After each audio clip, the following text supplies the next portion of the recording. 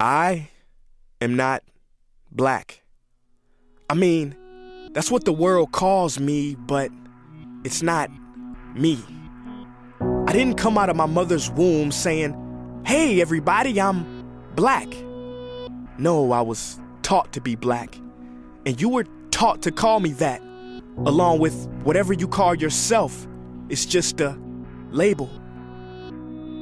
See, from birth, the world force feeds us these labels, and eventually we all swallow them. We digest and accept the labels, never ever doubting them.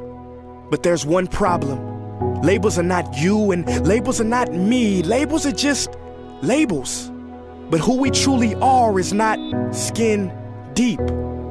See, when I drive my car, no one would ever confuse the car for me. Well, when I drive my body, why do you confuse me for my body? It's my body. Get it? Not me. Let me break it down. See, our bodies are just cars that we operate and drive around. The dealership we call society decided to label mine the black edition, yours the Irish or white edition. And with no money down, 0% APR, and no test drive, we were forced to own these cars for the rest of our lives. Forgive me, but I fail to see the logic or pride in defining myself or judging another by the cars we drive. Because who we truly are is found inside. Listen, I'm not here to tell you how science has concluded that genetically we're all mixed and race in the human species doesn't exist, or how every historian knows that race was invented in the 15th century to divide people from each other and it has worked perfectly. No, I'm not here to lecture. I just want to ask one question. Who would you be if the world never gave you a label? Never gave you a box to check?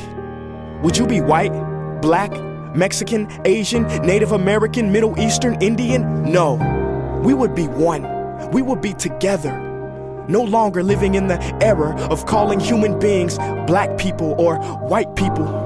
These labels that will forever blind us from seeing a person for who they are, but instead seeing them through the judgmental, prejudicial, artificial filters of who we think they are. And when you let an artificial label define yourself, then my friend, you have chosen smallness over greatness and minimized yourself, confined and divided yourself from others. And it is an undeniable fact that where there is division, there will be conflict, and conflict starts wars. Therefore, every war has started over labels. It's always us versus them. So the answer to war, racism, sexism, and every other ism is so simple that every politician has missed it. It's the labels. We must rip them off. Isn't it funny how no baby is born racist, yet every baby cries when they hear the cries of another, no matter the gender, culture, or color, proving that deep down we were meant to connect and care for each other. That is our mission, and that is not my opinion. That is the truth in a world that has sold us fiction. Please listen, labels only distort our vision, which is why half of those watching this will dismiss it or feel resistance and conflicted. But just remember, so did the caterpillar before it broke through its shell and became the magnificent butterfly.